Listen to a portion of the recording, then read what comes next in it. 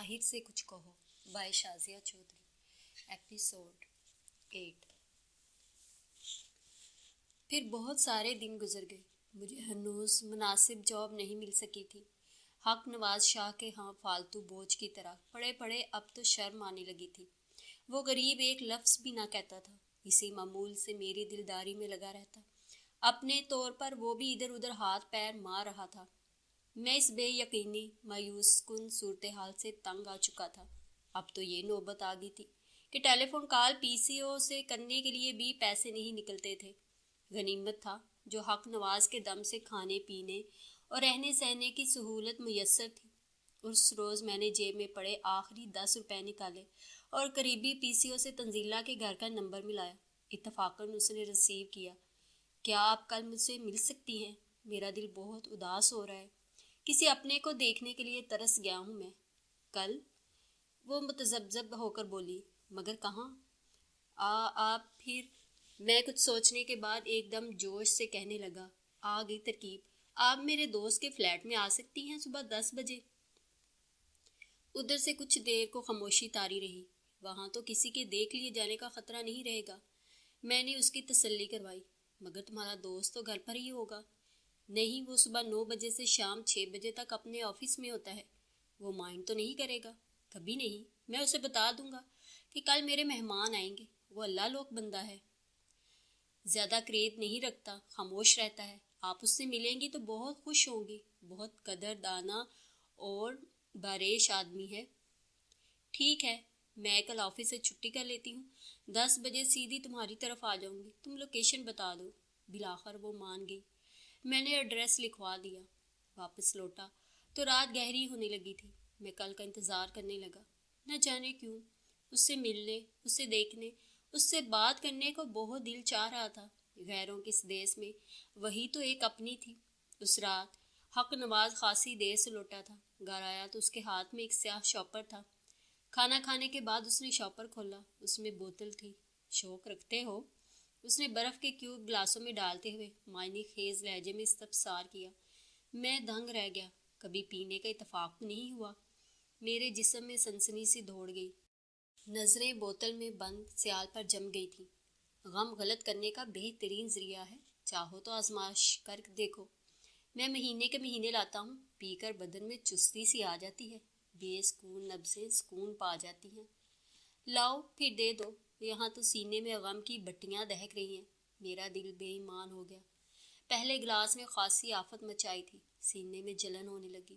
بہت ناگوار سی بو اور تلخی محسوس ہو رہی تھی۔ اولین گھونٹ لیتے ہی کھانسی شروع ہو گئی۔ سر چکرانے لگا۔ یوں لگا جیسے ابھی ابکائی آ جائے گی۔ سینے میں جیسے آگ لگی تھی۔ یہ بہت تلخ ہے۔ میں سینہ مسلتا ہوا بمشکل تمام بولا، اس کی تلخی ہی تو اس کی تاثیر ہے، اندر کی تلخیوں کو پانی بنا کر بہا دیتی ہے۔ پہلا گھونٹ کڑوا لگتا ہے، پہلا گلاس ختم کرنا عذاب بن جاتا ہے، مگر اس کے بعد یہ آب شیریں بن جاتا ہے اور جنت میں پہنچا دیتا ہے۔ پیو میرے یار پیو۔ وہ بہت سکون سے دوسرے کے بعد تیسرا پیگ چڑھا رہا تھا۔ میں نے اس کے اصرار پر دوسرا جام بھرا اور پھر واقعی آہستہ آہستہ اس کی تلخی اور ناگوار بو ختم ہوتی گئی۔ یوں لگا جیسے میں بادلوں میں تیر رہا ہوں، اونچا، بہت اونچا اڑتا چلا جا رہا ہوں۔ آنکھوں میں خمار اتر آیا تھا۔ جسم و جان اور اعصاب بہت ہلکے پھلکے محسوس ہو رہے تھے۔ خیال و خواب کی دنیا میں رنگین سراپے جگمگانے لگے تھے۔ ایک لمحے کو یوں محسوس ہوا جیسے تنزیلہ رحمان اپنے شاداب بدن کی قیامت خیزیوں سمیت میرے قریب آنے لگی ہو۔ قریب، بہت قریب۔ اسے چھونے کی کوشش میں نے بے قراری سے اٹھ کر کھڑا ہونا چاہا، مگر دوسرے ہی لمحے ڈگمگاتا لہراتا ہوا فرش پر بچھی دری پر آ رہا۔ پھر اس کے بعد مجھے کچھ خبر نہ رہی کہ میں کہاں ہوں اور کس حال میں ہوں۔ صبح آنکھ کھلی تو کمرے کی واحد کھڑکی سے روشنی کی کرنیں چھن چھن کرتی اندر آ رہی تھی۔ اچھا خاصا دن چڑھایا تھا۔ حق نواز کی چارپائی خالی تھی۔ چابیاں میرے پیروں کے قریب پڑی تھیں۔ میں نے چونک کر گھڑی کی طرف دیکھا اور پھر ہڑبڑا کر اٹھ کھڑا ہوا۔ سوئیاں 9:15 بجا رہی تھی۔ آج تو تنزیلہ کو آنا ہے 10 بجے۔ میں کسل مندی سے انگڑائیاں لینے کا عمل ترک کر کے اٹھا تو یوں محسوس ہوا جیسے سر بہت بھاری ہو گیا ہو۔ قدموں میں لڑکھڑاہٹ ہی تھی، منہ کا ذائقہ عجیب کسیلا سا ہو رہا تھا۔ باتھ روم کے آئینے میں نے اپنی شکل بغور دیکھی۔ آنکھوں میں ابھی تک گلابی خمار چھلک رہا تھا۔ ٹائم نہیں رہا تھا، اس لیے غسل لینے کا خیال ترک کر کے محض ٹھنڈے پانی کے چھینٹے منہ پہ مارے اور کچن میں جا کر چائے بنانے لگا۔ 2 کپ چائے تیار کر کے ابھی کپوں میں انڈیل ہی رہا تھا کہ بیل بجی۔ میں نے اپنے حلیے پر سرسری سی نگاہ کی۔ میلی سی اکلوتی سفید جینز پہ سیاہ ٹی شرٹ پہنے، اپنے کنگھی سے محروم لہریے دار براؤن الجھے ہوئے بالوں اور بہکی بہکی سرخیاں چھلکاتی براؤن آنکھوں سمیت بڑا بے اوسان اور بے چین سا لگ رہا تھا۔ خیر وہ تو اپنی ہی ہے۔ میں چائے کے کمرے میں موجود اکلوتی ٹیبل پر رکھ کے تیزی سے دروازے کی سمت گیا۔ دروازہ کھولا تو اسے دیکھ کر ایک دم ٹھٹک سا گیا۔ اوہو، آج تو بہت چمک رہے ہیں۔ سلام دعا کے بعد اسے اندر کمرے میں لے کے آیا تو شرارت سے فقرہ کسنے لگا۔ ہمیشہ کی طرح ویسی کی ویسی ہوں، اپنی آنکھیں ٹیسٹ کرواؤ۔ وہ ازلی پرسکون بشاش انداز میں ارد گرد کا سرسری نگاہ سے جائزہ لیتے ہوئے بے پرواہی سے بولی، مگر مجھے آج کچھ اور ہی دکھائی دے رہی ہیں۔ میری نظریں بدستور اس کے سراپے سے الجھ رہی تھی۔ ہلکے سبز ٹھنڈے رنگ کے سادہ سوتی لباس میں اس کا ملاحت سے بھرپور چہرہ بہت تر و تازہ لگ رہا تھا۔ اس کے گھنے سیاہ ریشمی بال ہمیشہ کی طرح ربر بینڈ میں مقید ہونے کے بجائے کھلے تھے اور شانوں اور گردن کے آس پاس سٹکھلیاں کر رہے تھے۔ اس کے بال لمبے نہیں تھے مگر سیدھے اور سلکی تھے اور آگے پیچھے لہراتے ہوئے بہت خوبصورت لگ رہے تھے۔ ایک موٹی گھنگریالی لٹ ہمیشہ کی طرح بائیں گال کو چھو رہی تھی۔ اس کی شفاف آنکھوں میں بلا کا ٹھہراؤ تھا۔ بھرے بھرے ہونٹوں پر نیچرل شیڈ کی لپسٹک اس کا واحد سنگار ہوتا تھا۔ لپسٹک بہت سجتی تھی اس کے ترستے ہوئے ہونٹوں پہ۔ اس کا سراپا متناسب اور سمارٹ تھا۔ اس نے اپنے آپ کو بالکل فٹ فاٹ رکھا تھا، اس لیے اپنی عمر سے بھی کم دکھائی دیتی تھی۔ سنیے، آپ شادی کے بارے میں کب سنجیدگی سے غور کریں گی؟ میں نے اچانک کہا۔ آخر ان میں کیا کمی تھی جو اس سلسلے میں اتنی تاخیر کر رہی تھی؟ تم میں بھی پڑ گئی بابیوں والی فکریں، وہ جھیم کر بولی۔ میں نے ان فضولیات کے بارے میں کبھی نہیں سوچا۔ یہ تو نیری جذباتیت ہے۔ شادی زندگی کی ایک اہم ضرورت ہے۔ میں نے اس کی شرمیلی ادا سے لطف لینے کی خاطر کہا۔ ان کے لیے ہوتی ہوگی جن کا مقصد نفس کی تسکین ہوا کرتا ہے۔ وہ سر جھٹک کر بے نیازی سے بولی۔ ساری بات یہ ہے کہ آپ کسی کی خاطر خود پہ قدغن لگائے ہوئے ہیں۔ میں نے وہ سوگ سے کہہ کر اس کا چہرہ جانچا۔ وہ گڑبڑا سی گئی تھی۔ یہ بات نہیں ہے۔ اس کے لہجے میں مصنوعی قطعیت تھی۔ یہی بات ہے۔ یا تو آپ کو کسی کے آنے کا انتظار ہے یا پھر کسی کی محبت میں اتنی دور نکل گئی ہیں کہ اس کی جگہ کسی دوسرے کو نہیں دے سکتی۔ کوئی بات ہے ضرور۔ آپ کے کترانے بچانے کی ادا زبان خود کہتی ہے۔ میں نے پورے یقین سے کہا۔ آخر کون سی خاص شخصیت ہے جسے آپ پس پردہ رکھنا چاہ رہی ہیں؟ بتانے پر آمادہ نہیں ہوتی؟ کہیں مصوف نے قسم تو نہیں دے رکھی؟ میں نے گلوانے کی کوشش کی۔ میں ہلکے پھلکے انداز میں کہہ کر اس کی آنکھوں میں جھانکا۔ وہ صفائی سے نگاہ بچا گئی۔ کہا نا، ایسی کوئی بات نہیں ہے، اور ہو بھی تو گڑے مردے اکھاڑنے سے فائدہ۔ تو آپ مان رہی ہیں نا کہ ایسی ہی کوئی بات ہے ضرور؟ میں نے جوشیلے پن سے کہا۔ وہ متذبذب سی ہو کر انگلیاں چٹخانے لگی۔ بتائیں نا۔ میں نے بے صبری کا مظاہرہ کیا۔ مجھے یقین ہے آپ کی پسند بھی آپ ہی کی طرح اعلیٰ ہوگی۔ میں نے محسوس کیا کہ میری بات سن کر وہ کچھ مضطرب سی ہو گئی تھی۔ یقیناً کوئی ہائی فائی ڈگنیفائڈ سوبر سی پرسنالٹی ہوگی۔ میں ہوشیاری سے بات کی تہہ تک پہنچنے کی کوشش کر رہا تھا۔ وہ بے چینی سے اپنی ہتھیلیاں مسلنے لگی۔ پہلے سے تصورات نہیں باندھا کرتے حقیقت جانے بغیر۔ وہ سر جھکا کر الجھے ہوئے انداز میں بولی۔ حقیقت کی نقاب کشائی کرتے ہی کب ہیں آپ؟ میں نے جھنجھلاہٹ سے کہا۔ میں سمجھ گیا ہوں آپ کی اسکیم۔ آپ جان بوجھ کے مجھے اپنے بارے میں بے خبر رکھنا چاہتی ہیں، اپنا نہیں سمجھتی نا؟ میں نے ناراضگی کا مظاہرہ کرتے ہوئے پیٹھ موڑ لی۔ کیا حماقت ہے بھئی؟ وہ مجھے منانے کو نرمی سے مسکرا دی۔ اس طرح روٹھے ہوئے بالکل غبارہ لگ رہے ہو۔ بھئی کوئی بات نہیں ہے، بتانے کو کچھ ہو بھی۔ اس نے 2-3 بار مجھے آواز دی مگر میں منہ کو تالا لگائے بیٹھا رہا۔ بلاخر اسے کرسی چھوڑ کر نیچے دری پہ قریب آنا پڑا۔ اچھے میزبان ہو، دیکھتے ہی منہ بسور کے بیٹھ گئے۔ پہلے وہ پاس کھڑی منانے کی صحیح کرتی رہی، پھر تھک ہار کر دری پر میرے مقابل بیٹھ گئی اور ہلکے سے میرے شانے پہ ہاتھ رکھ کر جھنجھوڑا۔ اللہ خیر کہے، کہیں سٹیل تو نہیں ہو گئے، چیک کر لوں۔ بہت پکی ہیں آپ، اپنا راز تو نہیں دیں گی؟ مجھے بالآخر مانتے ہی بنی۔ مسکرا کر اسے نرم نگاہوں سے دیکھتا ہوا بولا تھا۔ شاید آپ کی انا اور عزت نفس اجازت نہیں دیتی۔ آپ کو یہ بات قابل ملامت لگتی ہوگی کہ جس کے بارے میں آپ مجھے روکتی ٹوکتی رہتی ہیں، لیکچر دیتی ہیں، ان بے تاب جذبات و احساسات پر مشتمل تجربے سے آپ بھی گزر چکی ہیں۔ آپ نے بھی ایک زمانے میں زمان و مکان کی پرواہ کیے بغیر بے خطر کسی کے لیے اپنا دل ہارا تھا، اپنا چین سکون تباہ کیا تھا، مگر شاید قسمت نے آپ کا ساتھ نہیں دیا اور میرے رد عمل کے برعکس بغاوت کے رستے پر چلنے کی بجائے آپ نے اس سانحے پر صبر کر لیا۔ گڑھتے جاؤ خود سے کہانی، لمبی لمبی چھوڑنے کی تو تمہیں ویسے بھی عادت ہے۔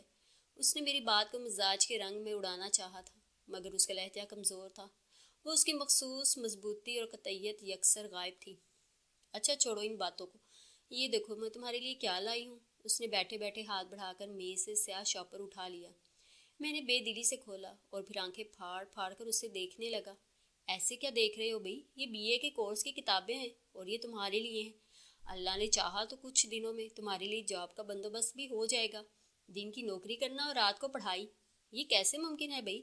میں ہنس پڑا، مجھے تعلیم سے کوئی دلچسپی نہیں رہی۔ ہولے سے بالوں میں ہاتھ پھیرتے ہوئے میں نے دیوار سے ٹیک لگا کر سکون سے اپنے مقابل دری پر بیٹھی تنزیلہ کو دیکھا تھا۔ بے وقوفی کی باتیں مت کرو، اس نے سختی سے ڈانٹ دیا۔ پڑھ لکھ کر کیا کرنا ہے مائی ڈیئر؟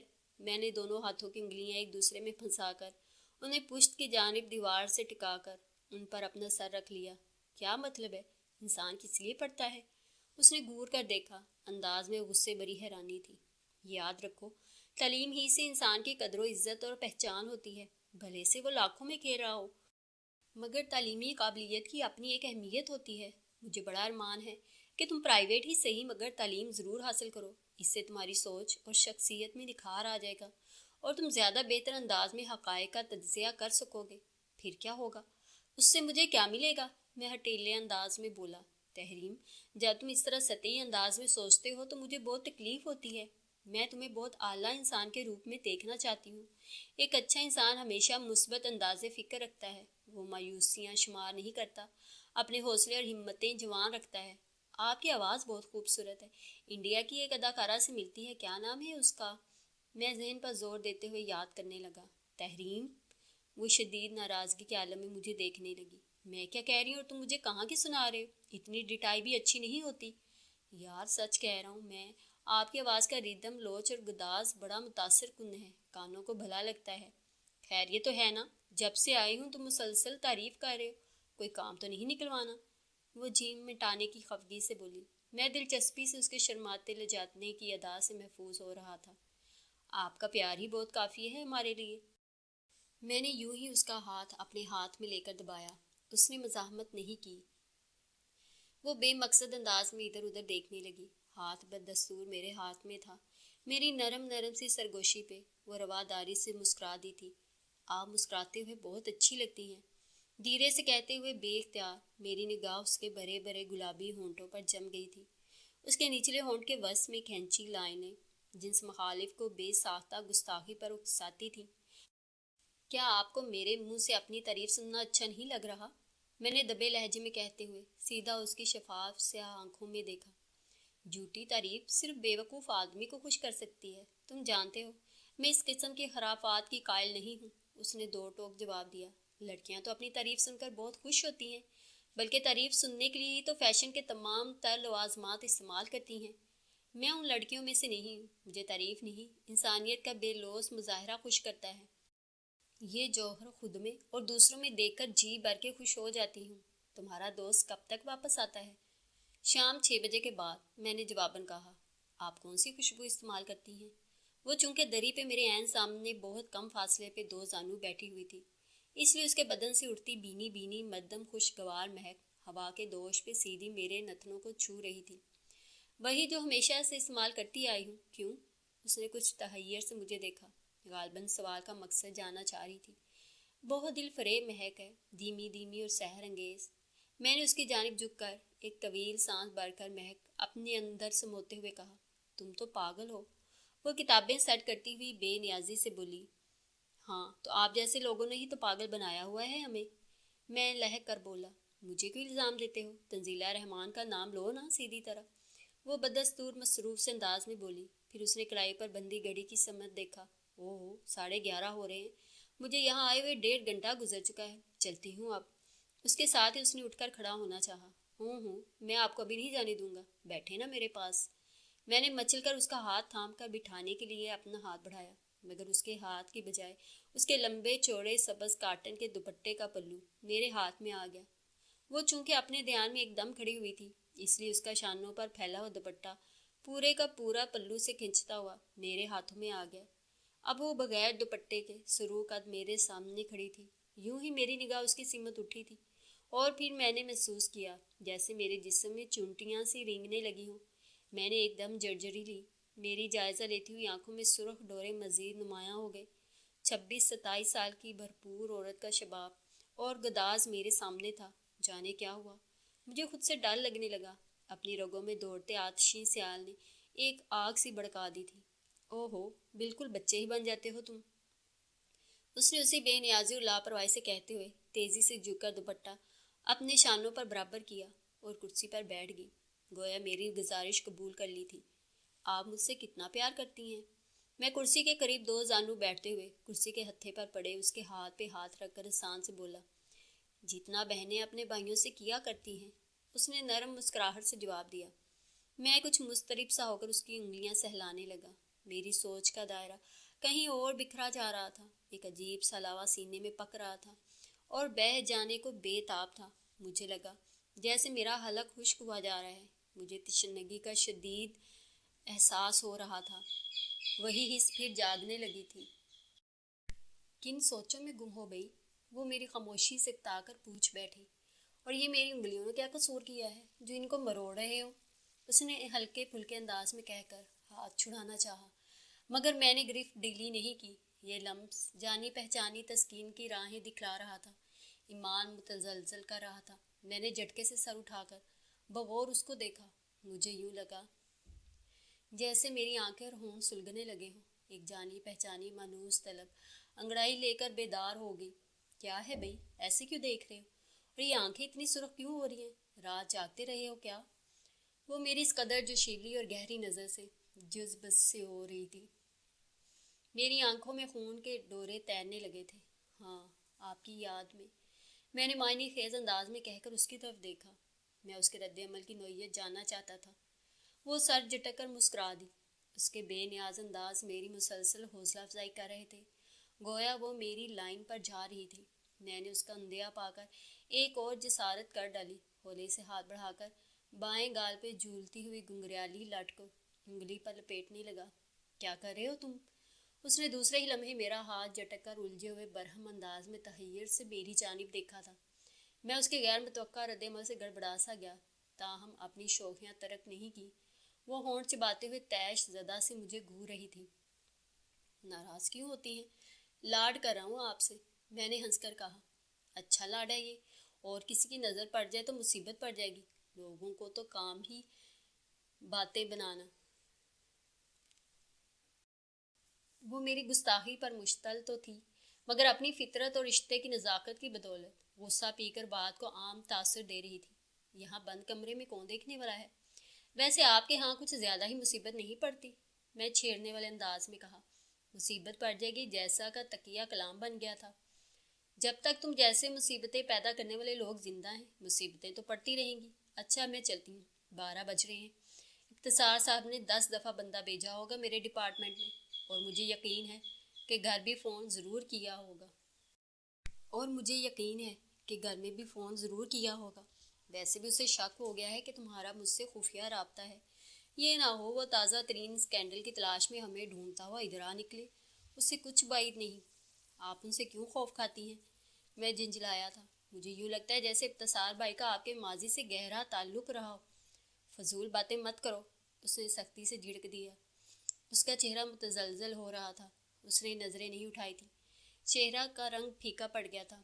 وہ جو ہی کھڑی ہوئی، میں نے اس کے کندھے تھام لیے۔ آپ جا رہی ہیں مجھے یوں ہی تشنہ چھوڑ کر؟ میرا لہجہ سلگ رہا تھا۔ کیا مطلب؟ اس نے ناسمجھی کے عالم میں حیرانی سے دریافت کیا۔ جواب میں میرے ہاتھوں کی گرفت مزید سخت ہو گئی۔ مجھے اپنے پیاس سے سیراب کر دیں تنزیلہ۔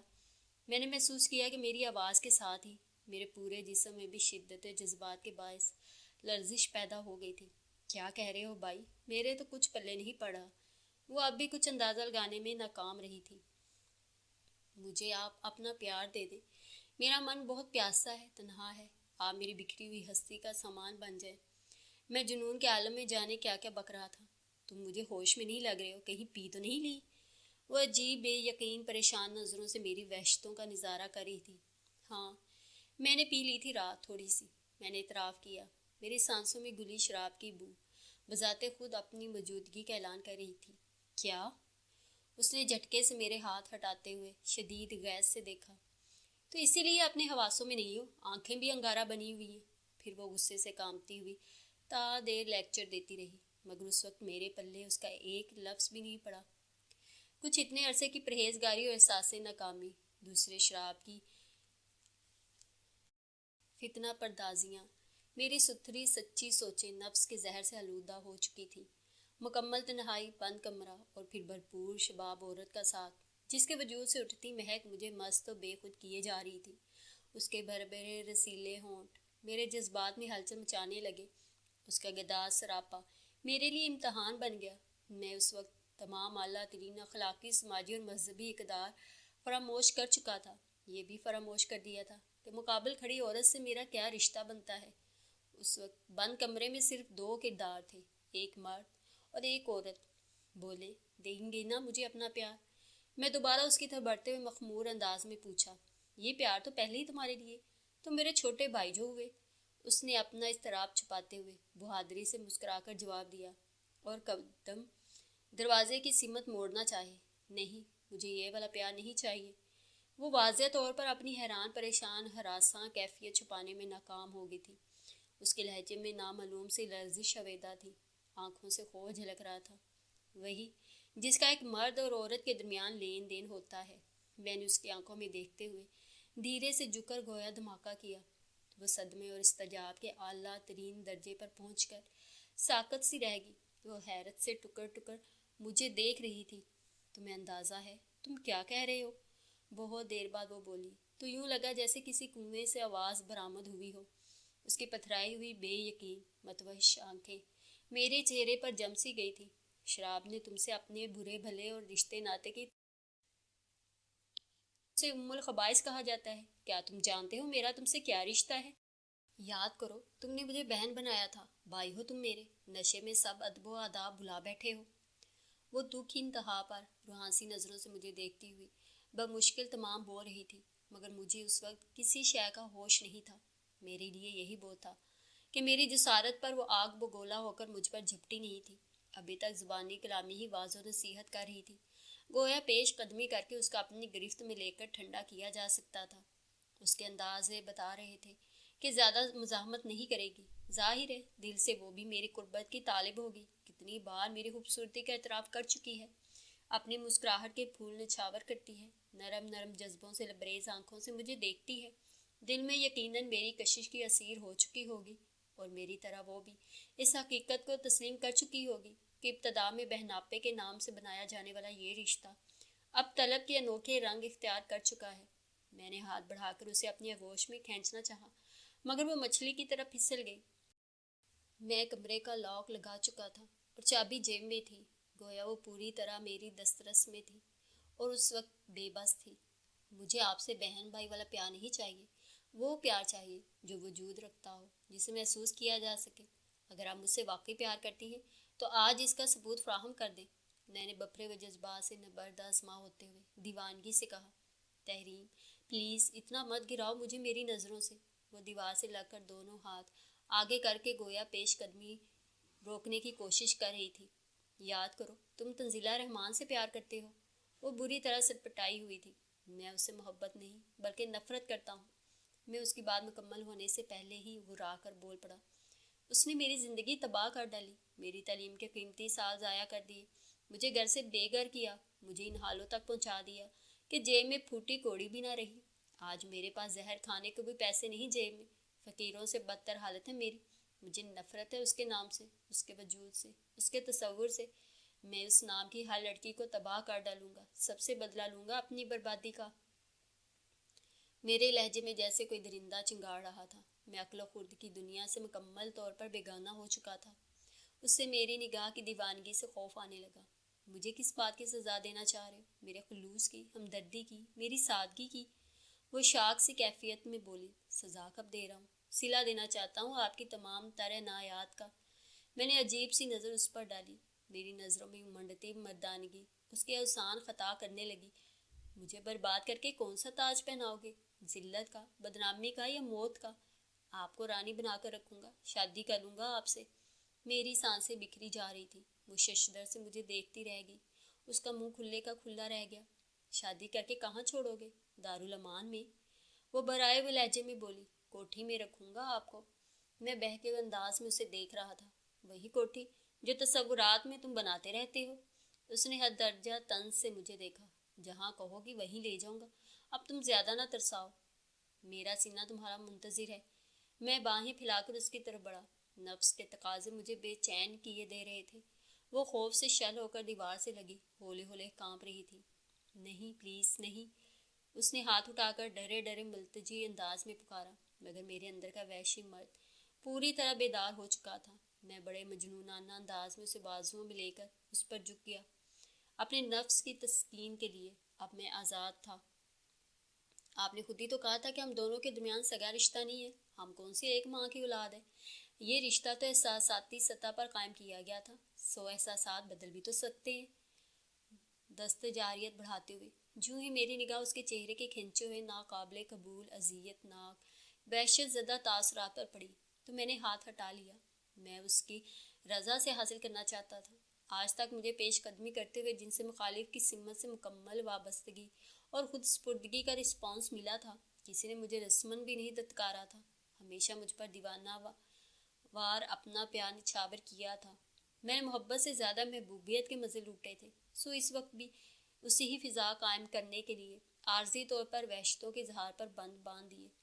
میں اس دن پہ شرمندہ ہوں جب بہن بننے کی پیشکش قبول کی تھی۔ شرم آ رہی ہے مجھے اپنے آپ سے۔ تم نے مجھے خود سے نظر ملانے کے قابل بھی نہیں رکھا۔ جی چاہتا ہے تمہارا گلا دبا دوں۔ یہ جواز پیش کرتے ہوئے تمہارا دل نہیں کانپا؟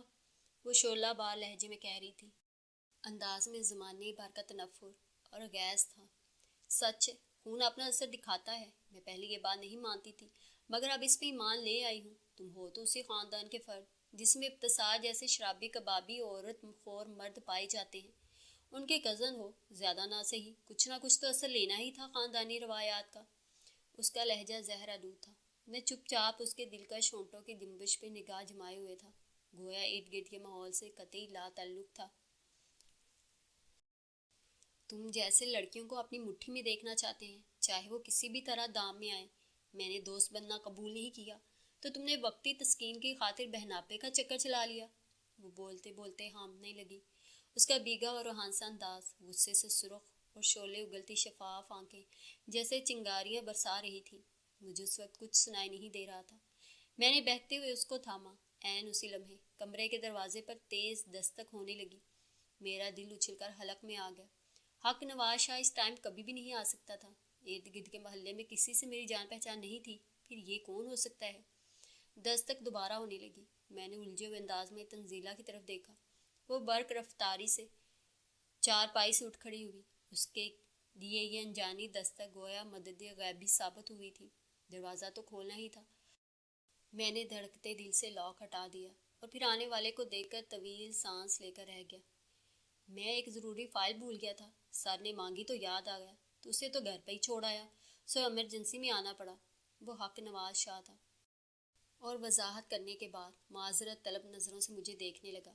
پھر ایک دم اس کی نظر تنزیلہ پر پڑی۔ یہ تنزیلہ ہیں جن کا میں نے ذکر کیا تھا، میری مہمان ہیں۔ میں نے مختصراً تعارف کرایا۔ اوہ اچھا، السلام علیکم، کیسے مزاج ہیں؟ پلیز آپ بیٹھیے، میں بس ابھی نکل رہا ہوں۔ میں خود بھی نکل رہی تھی۔ شکریہ، خدا حافظ۔ وہ سوکھے لبوں پہ زبان پھیرتی، اپنی تمام تر ہمتیں مجتمع کر کے بمشکل تمام بولی، اور پھر تیز قدموں سے کسی کی طرف دیکھے بنا خدا حافظ کہہ کر باہر نکل گئی۔ میں بھی نکل رہا ہوں یار، دروازہ بند کر لینا۔ دونوں کے جانے کے بعد دروازہ لاک کر کے میں سست سا گر گیا اور پھر پوری قوت سے تکیے پر مکے برسانے لگا۔ یہ کیسے خواب سے جاگی ہیں آنکھیں، کسی منظر پہ دل جمتا نہیں ہے، جو دیکھو تو ہر ایک جانب سمندر، مگر پینے کوئی قطرہ نہیں ہے۔ رات ڈھلتی نہیں، موت مرتی نہیں، ایک تلوار لٹکی ہوئی آسماں کے تلے، ایک رسی ہے اور ایک نہیں۔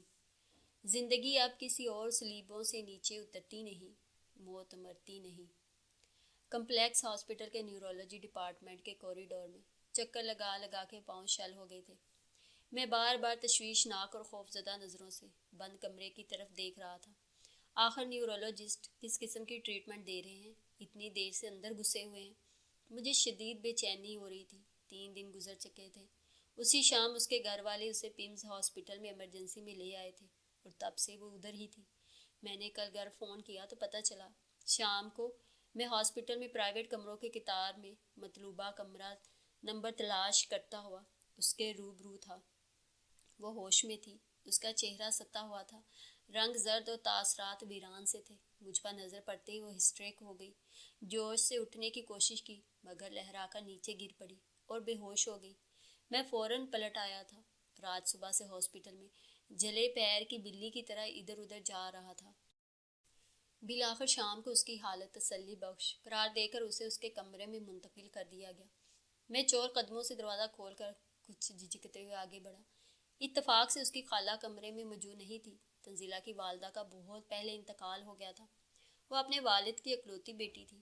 اس کے ابو بزنس کے سلسلے میں اکثر ملک سے باہر رہتے تھے۔ یہاں اس کے پاس اس کی بیوہ خالہ ہوتی تھی جو اپنے خاوند کی وفات کے بعد مستقل تنزیلہ کے بنگلے میں رہائش پذیر ہو گئی تھی، سو وہی اس کی دیکھ بھال کر رہی تھی۔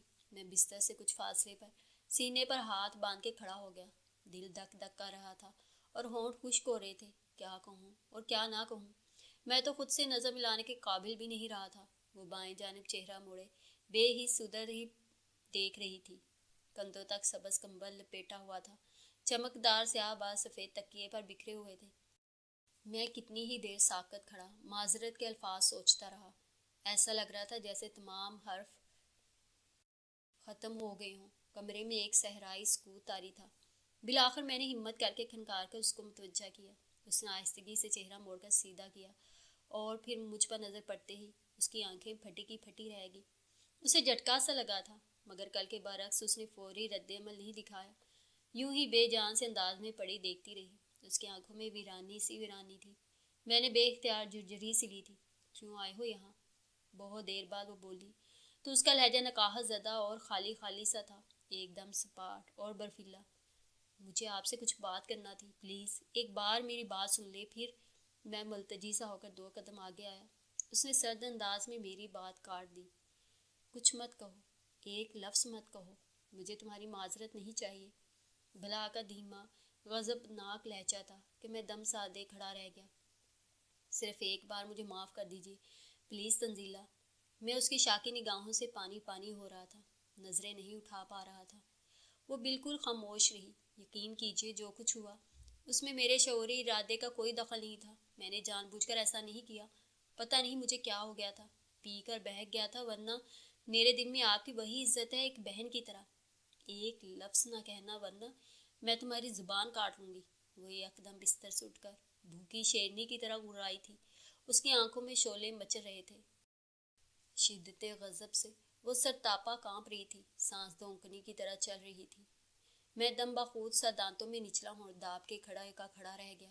اس کے تیور اتنے جنون افزا تھے کہ میں بدحواس سا ہو گیا۔ کس لیے معافی مانگتے ہو آپ؟ اور میں کیوں معاف کروں تمہیں؟ معاف کرنے کا مطلب تو یہ ہوتا ہے کہ دوبارہ تعلق جوڑنے کی راہ ہموار کی جائے۔ معاف تو تب کروں جب تم سے نئے سرے سے تعلق بنانا ہو، جبکہ میں تمہاری شکل بھی نہیں دیکھنا چاہتی۔ تم ہو کیا چیز؟ جب تک بھائی تھے تب تک بہن بہن کی نظر سے دیکھتی تھی، جو بھائیوں کی خامیاں نظر انداز کر دیا کرتی ہیں۔ اب ایک مرد بن کر میرے سامنے آئے ہو تو سنو، میں تم جیسے لوگوں سے بات کرنا بھی پسند نہیں کرتی۔ غیر عملی اور غیر حقیقی سوچ اور سطحی جذبات کے حامل لوگوں کو میں منہ نہیں لگایا کرتی۔ تمہارے پاس ہے ہی کیا؟ ماسوائے خود پسندی، نفس پرستی اور خود غرضی کے ایسے دل پھینک بے حس اور بے ضمیر راہ چلتے نوجوان تو بہت مل جاتے ہیں۔ وہ ہانپنے لگی۔ تم اپنے کزن ابتصار کو اس کے کرتوتوں کی بدولت بڑی مکروہ اور قابل نفرت شخصیت گردانتے تھے، اور مجھے ذرا یہ بتاؤ کہ تم کتنے پانی میں ہو؟ وہ سرتاپا زہریلی ہو رہی تھی، آواز سے شعلے لپک رہے تھے۔ ایک شخص کو گناہ کی خواہش ہے اور اسے قسمت سے موقع بھی حاصل ہے تو وہ بہتی گنگا میں بخوشی ہاتھ دھو لیتا ہے۔ دوسرا شخص بھی گناہ کی خواہش رکھتا ہے مگر اسے موقع نصیب نہیں ہوتا، وہ اندر ہی اندر بھڑکتا تپتا رہتا ہے اور ریئیکشن فارمیشن کے طور پر خود کو پارسا سمجھتے ہوئے اپنی نام نہاد پرہیزگاری پر اکڑتا پھرتا ہے، حالانکہ یہ طے ہے کہ اسے موقع نصیب ہو جائے تو وہ بھی برابر لذت کشید کرے گا۔ تمہارا کیا خیال ہے؟ کیا یہ دونوں ایک دوسرے سے مختلف نہیں؟ نہیں، بلکہ دونوں ایک جتنے گناہ گار ہوتے ہیں۔ اعمال کا دار و مدار نیتوں پر ہوتا ہے۔ یہی حال تمہارا اور تمہارے کزن ابتصار کا ہے۔ اسے موقع اور اختیار حاصل ہے، وہ مزے لوٹتا ہے، تم اس کے مقابلے میں تقریباً کلاش اور بے ٹھکانہ ہو، اس لیے محتاط رہنے پر مجبور ہو۔ ہاں، موقع مل جائے تو برا کیا ہے، چاہے وہ تنزیلہ ہو، مائرہ ہو، شبنم ہو یا تنزیلہ اکرام۔ میرا سر شرم سے جھک گیا۔ اس کی طرف دیکھنے کا یارہ نہ رہا تھا، بلکہ ایک لحاظ سے دیکھا جائے تو ابتصار پھر بھی تم سے کچھ بہتر ہی ہوگا۔ وہ گناہ کرتا ہے تو فریب کے پردے میں نہیں کرتا، یا کم از کم بھائی بہن آپے کی آڑ میں مطلب پورا نہیں کرتا۔ اگر وہ نبھا نہیں سکتا تو پھر رشتہ داریاں بھی نہیں جوڑتا۔ برے شخص کی کم از کم ایک بات تو قابل تعریف ہوتی ہے کہ وہ برائی پورے خلوص سے کرتا ہے۔ جب تک عمل میں خلوص نہ ہو تو عقل بھی کام نہیں آتی۔ خلوص کے ساتھ کسی کو دھوکہ بھی دو گے تو انجانے میں کھا لے گا، لیکن مکاری اور فریب کاری کے ساتھ کسی سے سچا تعلق بھی جوڑنا چاہو گے تو ناکام رہو گے۔ اس کا چہرہ شدت ضبط سے سرخ ہوا جا رہا تھا۔ میں سر جھکائے بت بنا کھڑا سن رہا تھا۔ کہنے کو رہ بھی کیا گیا تھا۔